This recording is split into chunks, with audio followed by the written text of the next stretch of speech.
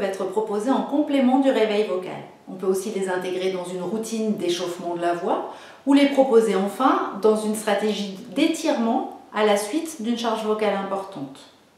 L'objectif des massages vocaux va être de détendre et d'assouplir les cordes vocales en générant différents sons qui vont jouer sur la capacité des cordes vocales à se rapprocher et à se tendre. La première étape des massages vocaux va jouer seulement sur la capacité des cordes vocales à se rapprocher. On ne va pas encore s'intéresser à la tension des cordes vocales. Donc pour cette première étape, on va rapprocher un peu nos cordes vocales, mais pas suffisamment pour qu'elles se touchent. Ça va générer un rétrécissement du passage, et donc c'est l'air qu'on va entendre et qui va sonoriser. Et ça donne... C'est en fait un A chuchoté. Dans cette étape, on fait attention à ce qu'il n'y ait jamais d'à-coup. On évite le potentiel coup de glotte au début du son. Vous entendez bien le clic qui est en fait assez délétère pour les cordes vocales et qui est une bonne petite claque que vous donnez à vos cordes vocales.